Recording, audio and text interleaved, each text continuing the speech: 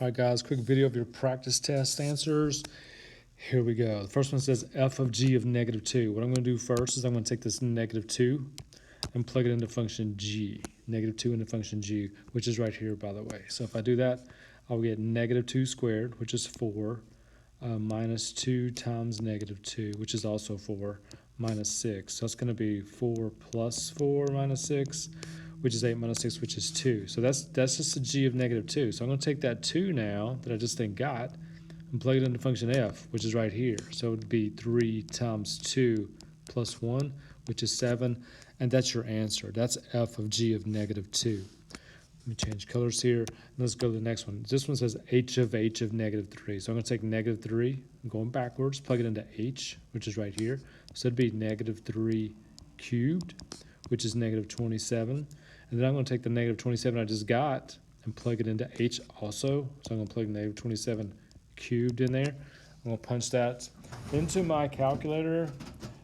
If I can get my calculator, because I'm not exactly sure what -27 cubed is. Sorry for the noise. -27 to the third power.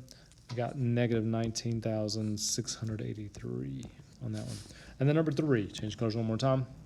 Number 3 says g of f of 5. So I'm going to put 5 into f, which is right there. It'd be 3 times 5 plus 1, which is 16, which means I'm going to take that 16 and plug it into g, which is right here. So it would look like 16 squared minus 2 times 16 minus 6. You can punch that straight in your calculator like I'm doing right now. 16 squared minus 2, open, 16, close, minus 6.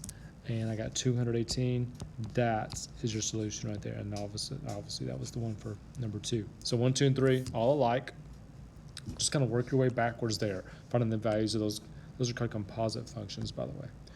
All right, number 4 says find f of g of x. Whenever you see f of g of x, basically what that means is we're going to take function g and plug it into f. So I'm taking this function right here, function g, and plugging it into that x. So it's going to look like this. F of g of x is going to look like the 5th root of x plus 2 all raised to the 5th power minus 2.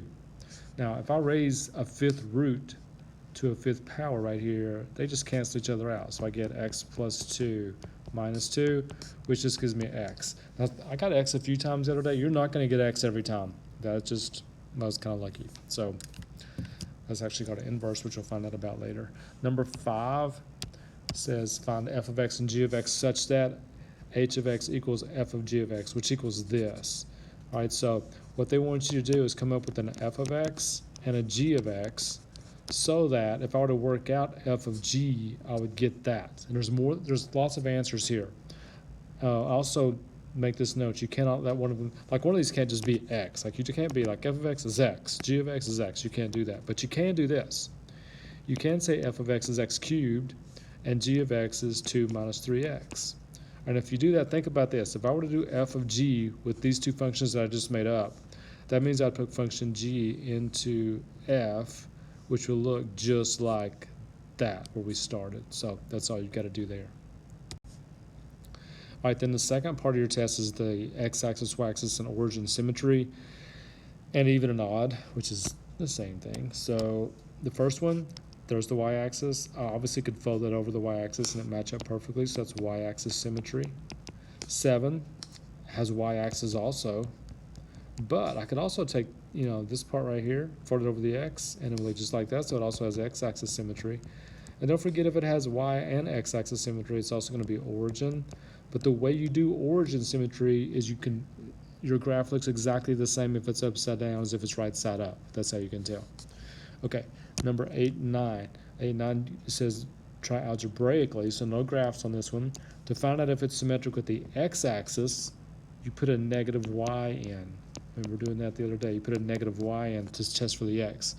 And what would happen, then make that 3x plus 2y, which is not the same thing as that, so it means it has no x-axis symmetry. To try the y-axis, you put a negative x in to the original. If I do that, that'd be negative 3x minus 2y, which is also not the same, so it doesn't have x-axis symmetry.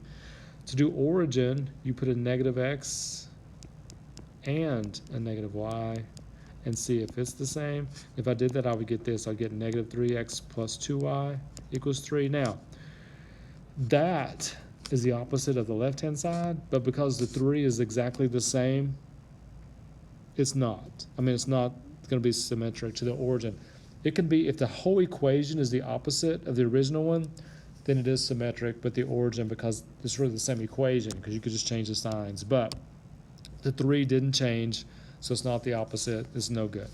Let's try the next one. Number 9, 6x squared. So to check x-axis, let's plug a negative y in. Now here's the deal. If I plug a negative y in here and I square it, it's going to be positive. Anything you square becomes positive. So that's exactly the same. So this one does have x-axis. I'll write that in a second. To find the y-axis, plug in a negative x, and the same thing is going to happen. If I plug in a negative x and then square it, it's going to become positive also. So it's going to be the same thing as what we started with.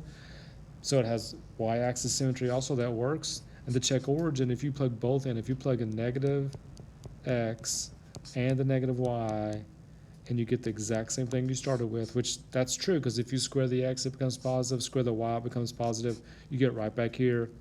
It has all 3. So number 9 has x-axis, y-axis, and origin symmetry, all 3. That's how you do it algebraically. All right, number 10, 2 more here. Does the graph in number 6 represent an even or odd or neither? Now, let's review real quick. Even means it's symmetric with the y. Odd means origin symmetry.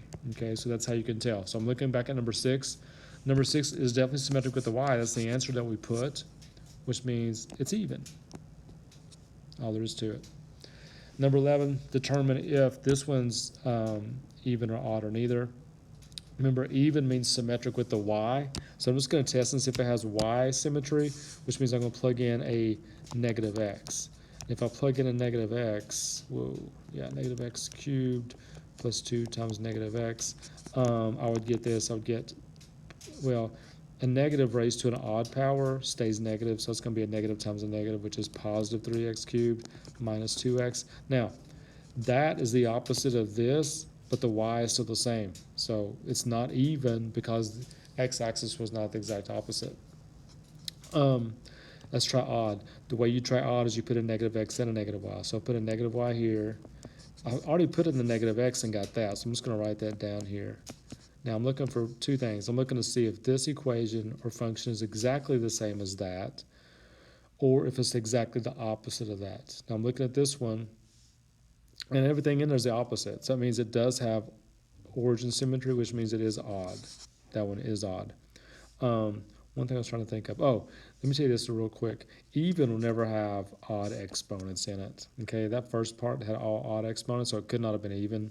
And odd will never have any even exponents in it. Now, just because it has even exponent doesn't make it even, and odd exponents makes it odd. You still got to test it, but it can't have odd exponents and be even, and it can't have even exponents and be odd.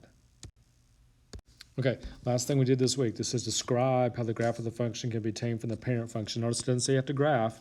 Just got to tell what the shifts are and stretches and things like that. The first one has a +3 inside. So it means it shifts, remember, opposite of what you think. Left 3. It has a +1 outside. That's a shift up 1. All you got to do. Look at 13. 13's got a 2 inside that's been multiplied.